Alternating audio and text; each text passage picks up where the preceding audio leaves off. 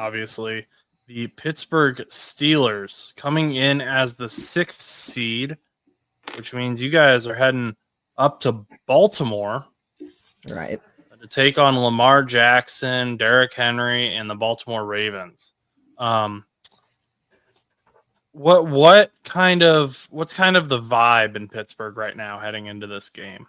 I think there's a lot of question because I think the last couple of games have really kind of shown in some aspects uncertainty, because this team that looked like they were going to win the North and this team that looked very different coming off of the bye, beating Washington, a really good competitor over in the NFC.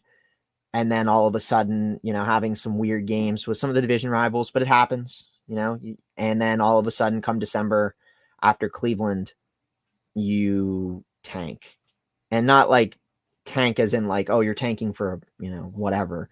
Mm-hmm. Like you play a lot of tough games. You play 4 of your toughest games with Cincinnati fighting for a playoff spot. So obviously they're going to play hard, and they're a division rival, and it's freezing cold. A lot of conditions with that. But in that 4-game stretch, I get that 2 of them were away, but you have 4 games and none of them you proved that you were able to keep up. Cincinnati might have been the only sort of notion where it's like, oh yeah, this team can keep up.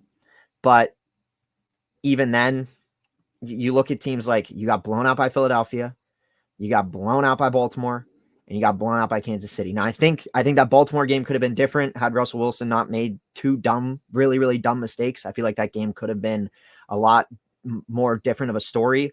But Kansas City and Philadelphia, 2 of the top teams in the NFC and AFC, respectfully, literally walked all over us, and it didn't even look close.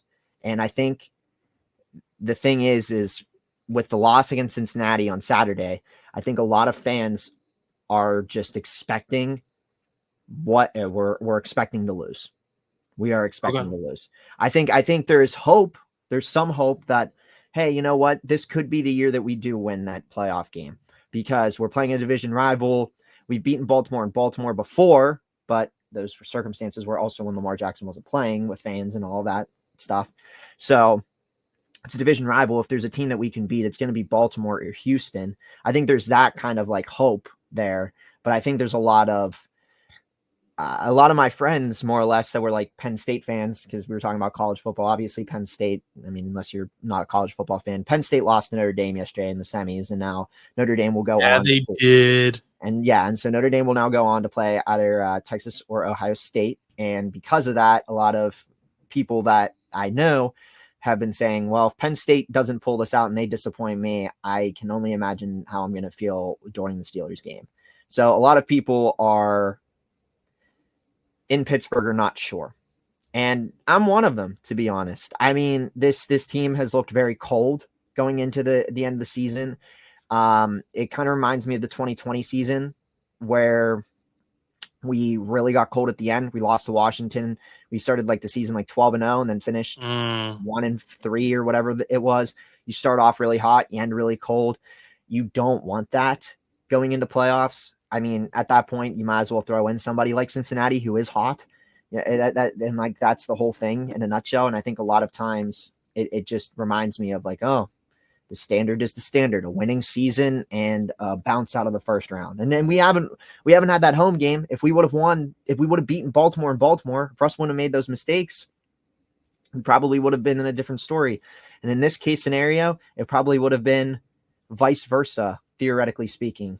Probably would have been Baltimore coming to Pittsburgh, or, I don't know how that would have worked. Baltimore might have been the 5th seed at that point. So it would have been the Chargers coming to Pittsburgh, which even at that point, I would take that over, what we're doing now. So I think to answer your question, I think there's just a lot of uncertainty. There's hope, but it's not like we're going into this game very confident. I think the NFL playoffs, what separates them from so many other sports like basketball and baseball is it's a one and done. There's no series, obviously. And that adds to the drama in a way. Yeah. But it also makes it so much more important that you go in morally high, because you can have the most professional sports, but the NFL especially, the parity is so strong. And I mean, we saw that like the Indianapolis Colts versus the New York Giants. New York Giants needed to lose the game to get the first overall pick. Colts needed to win to continue their playoff hopes, and the New York Giants just come in and smoke them. The New York Giants weren't supposed to win that game with Drew Lock, but they did, and these teams are a lot closer than what they might appear necessarily, and that gets elevated even further in the playoffs because these are all good teams. Yeah, and then to go into the playoffs in December, early January, with these losses, it doesn't matter really who's on your roster because there's this sort of demoralization in a way. And TJ Watt kind of alluded to that in his pregame interview for the Bengals game. He was like, we need to get back into this so that we can go in ready. We need to get in hot. And he hasn't even, like, TJ Watt's obviously always going to be TJ Watt, but he's even kind of had issues being as productive as what we're used to seeing from TJ Watt. Yeah. I mean, it's definitely, I think it's a whole team issue. I think there's a lot of issues going on. I think that, in my opinion, there's a lot of things that this season was supposed to show, and it did show a lot. I mean, we finished the regular season last year with a 10-7 record, making playoffs with Mason Rudolph, Kenny Pickett, and Mitch Trubisky. We don't have any of those quarterbacks, and we get Russell Wilson and Justin Fields and a new offensive coordinator, and we still finish 10-7. And I just want to know, what are we like there? You can't, I mean, we're probably most likely not going to have Arthur Smith next year. I'm assuming he's kind of said like, oh, I love, this is my dream job, working with the Steelers and stuff like that. But if he has the opportunity to be a head coach somewhere, I mean, you're going to take head coach money. I mean, you're going to go somewhere else. And there's a lot of candidates, and I'm sure that you and Stan have talked about it on the live stream about the possibility of Arthur Smith going to the Jets, or being interviewed by some of these teams and being possibly a top head coach candidate. Obviously, he's had head coach experience in Atlanta, and he's had really good offensive coordinating experience in Tennessee as well as Pittsburgh. So, and I put that in quotations because it's not really, in my opinion, that much different than what we've already seen. But it's tough because I think there's a lot of issues that need to be addressed, and I don't know where to start, because I mean, like I said, there's this part of me that's like, oh, I think they can win, but there's also that part of me that's like, I don't think they can win. And like, that's not good. I actually had more belief that we could win last year with Mason Rudolph against Buffalo than I do this year. And I think that was just because we ended the season hot. We looked different. The team looked like it was rallying. Matt Canada was gone. The team was throwing touchdowns. This is crazy offense. And we did lose to Buffalo, yes. But towards the end, I was like, you know what? We at least made it. For what it's worth, Buffalo's a good team. This year, we should have been in a different position, but our flaws started showing against some of these good teams, and now I don't think we can beat any of the good teams. And even the mediocre, somewhat subpar teams that we also played against, we lost or played really close with. The Giants, yes, we've talked about it. The Giants are kind of a sneaky good team, and they're going to eventually be good down the line. But we had a really close home game with them. We probably shouldn't have. And then we lost to the Cowboys, which that was a defensive blown game. And then we lose to the Colts, which Justin Fields had an amazing showing, but our defense folded.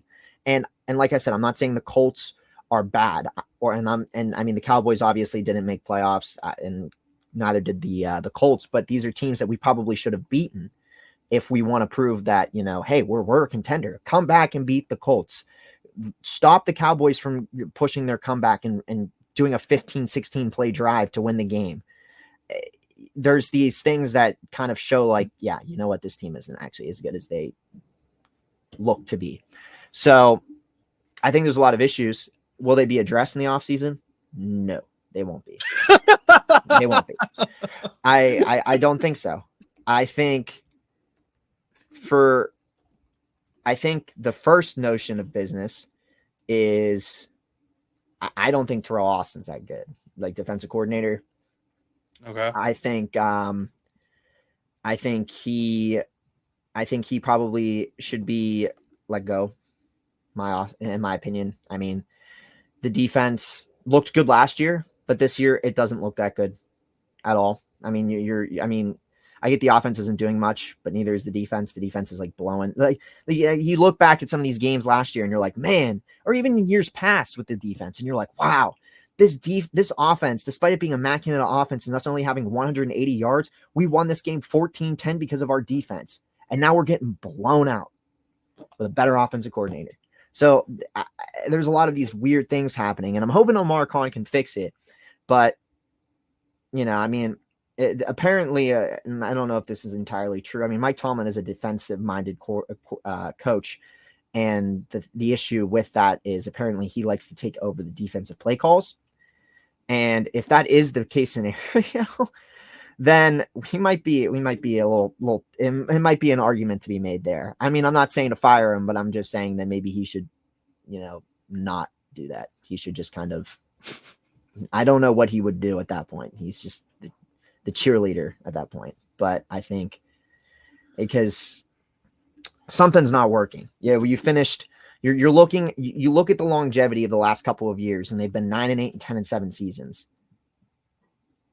Where is the growth? Where are we going? And tomorrow, if we win the playoff game, then it's one game at a time. But I mean, it's one of those things where like a lot of us are like, okay, we're going into Baltimore again. Let's not make the same mistakes.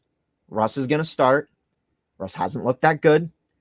A lot of people are saying put Justin Fields back in, and they asked about it, and Arthur Smith said some random quote. I'm going to have to pull this up. Arthur Smith, Justin Fields quote. He said, Arthur Smith on maybe using Justin Fields some. I use that analogy. Let's burn the boats because you got to win to stay in and survive in advance. And so we'll use everything at our disposal, assuming it's appropriate thing to do. I don't know what that means. What does that mean? Is he gonna use him? I mean, he's not starting. But and there's also that question of, will you re-sign Russell Wilson for 3 years for the $40 million? Are you going to keep Justin Fields? You're not going to draft a quarterback. Are you going to pick up another random guy off the streets? Are you going to go get Daniel Jones? Are you going to go get Kirk Cousins? Who are you going to go get next? You going to figure out who works? What I think is funny is burn the boats means to like fully commit to something, and he didn't really commit to anything. It seems like that's what I mean. Like he's like, we're going to burn the boats. So are you starting Fields? No, I mean, I haven't heard an announcement. I mean, I'm assuming not. This Fields just like magically walks in the first play, and you're like, oh, that's interesting. I mean, I mean, they're not going to start him. There's no way, unless Russell Wilson starts like crapping himself halfway through the game, and it's like 14-0 to start, and maybe Fields will go in. But I think the fan base is just really frustrated. I'm frustrated. Nothing's changing. Everything stays the same. I want progress. That's why in the last couple of years, a lot of people have yelled at me because I say I want progress and I want Mike Tomlin fired. And everyone's like, Mike Tomlin's the best winningest coach of all time. And I get that. And I get it. But like I've said before, if Andy Reid can get fired from the Eagles, I think that Mike Tomlin, if Mike Tomlin hadn't had a losing season, he would have been gone by now. Because it's just, though statistically speaking, if he was to have a losing season during this stretch and it wasn't the Pittsburgh Steelers, he probably would have been gone. What do you think about George Pickens? Because, and I was looking here and I can't find the exact breakdown, but it looked like our rookie, I believe he's a 5th round pick, Josh Newton, who I like Josh Newton. I think he has some potential. But he does play super soft in coverage. And the Bengals defense as a whole, including Josh Newton, held him to 1 catch for -1 yards. So is that, I mean, I'd be concerned. I know Steelers fans don't want to hear that, but I mean, if your guy is getting locked up by this Bengals defense, especially the DBs that are pretty much all backups right now, that should be concerning, I'd think. Yeah, I think it is. I think a lot of people were torching us and a lot of Steelers fans were talking about it. I think the idea that George Pickens, we kept saying that once the game comes up with the Chiefs, George Pickens is going to be the game changer for the offense. And then you go in and you do a whole lot of nothing against the Kansas City Chiefs. And then you go up against Cincinnati and he gets one reception for -1 yards. And I get it. I mean, some of the throws and but some of them were just, like I said, I didn't watch a lot of the game, but they threw like clips of it up on social media and on X and different other platforms and stuff. And you see it and you're kind of just like, all right, well, this isn't good. Because the problem also with the Steelers that is kind of a big issue in comparison to a lot of these other real big dominant teams and even teams, the previous Steeler teams in the mid to 2010s, you have multiple threats. And the problem is the Steelers don't have multiple threats. They have George Pickens. Once he's double covered or once he's covered, he's locked up. Russell Wilson has to hope that Van Jefferson and Mike Williams are open. And 90% of the time, they don't always use Mike Williams. So it's pretty much just Van Jefferson and maybe Calvin Austin III. And I think those guys are decent, but I think they're probably better as wide receiver threes. You need somebody that's going to be a little bit a step of ahead to kind of offset George Pickens. And Antonio Brown, when he played with Juju was a really good wide receiver too, that complemented Antonio Brown really well. That's why Juju had such a breakout season. And then Antonio Brown had his little incident and he left, and then Juju ended up being our wide receiver one and he was fine, but he never panned out to be that same Antonio Brown type of talent.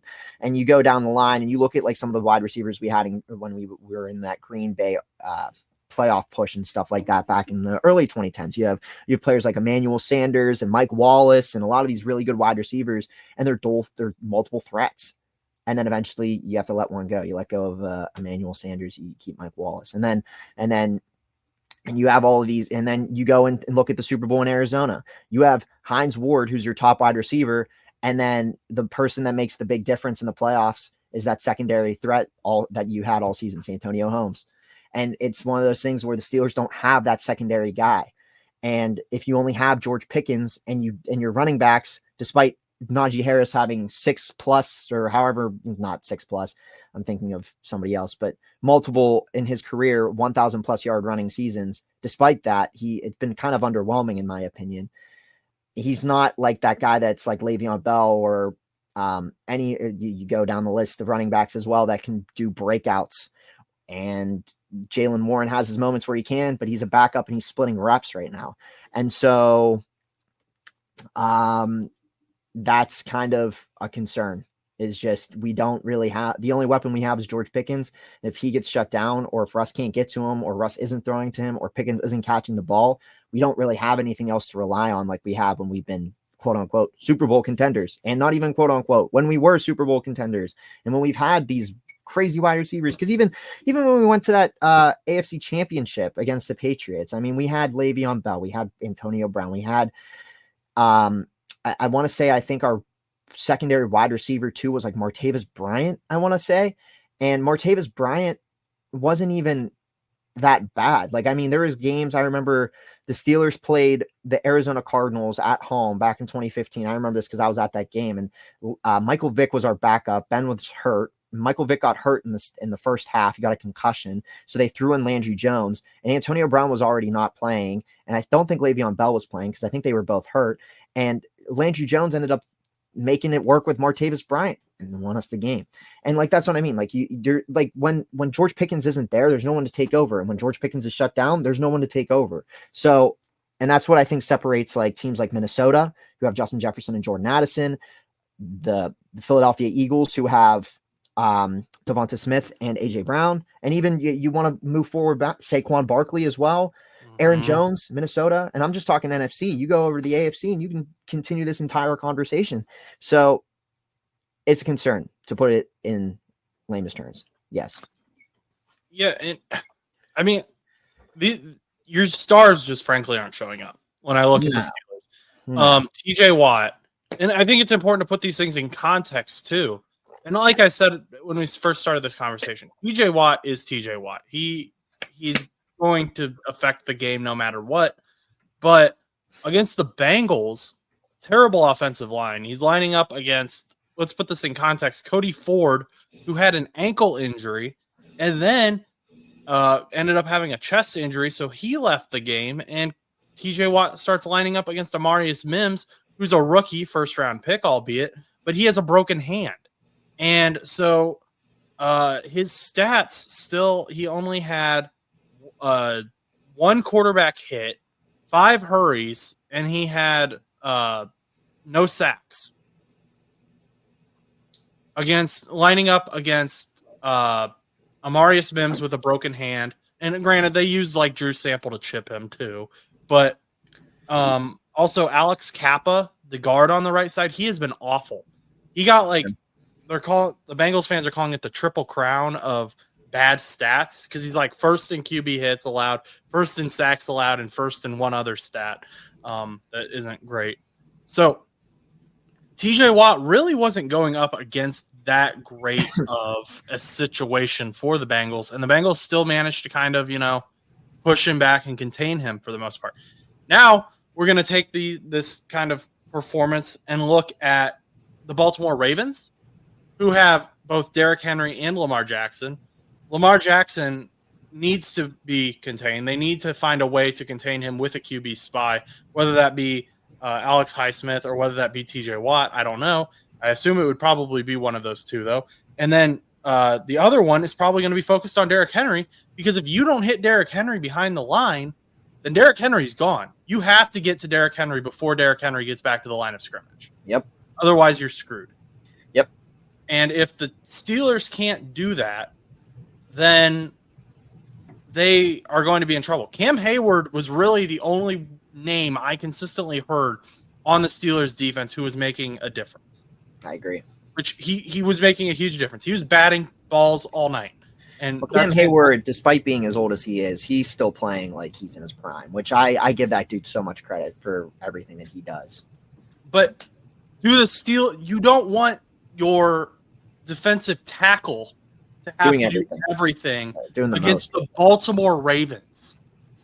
And he shouldn't, because our defense is always ranked so freaking high every year. You have, and I'm not blaming it just on like safeties, but you have like top players like Minka. You talk highly about Alex Highsmith and TJ Watt. You talk highly about Herbig, and you have all of these and you pick up like Joey Porter Jr. and you have like these cornerbacks. You pick up Cam Sutton, who does nothing, and you have all of these defensive players, and they're supposed to be in this top ranked defense, and they do nothing. And I'm not saying TJ does nothing, but I'm just saying in a entirety perspective, they're not doing as much as they used to.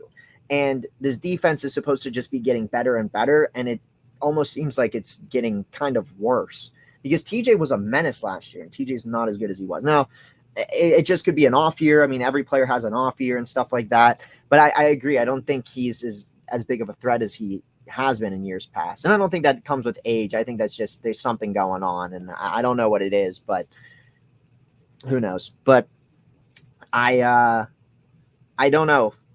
I think the only thing that's kind of a benefit for the Steelers going into Sunday or Saturday tomorrow is the fact that we don't have to worry about Zay Flowers.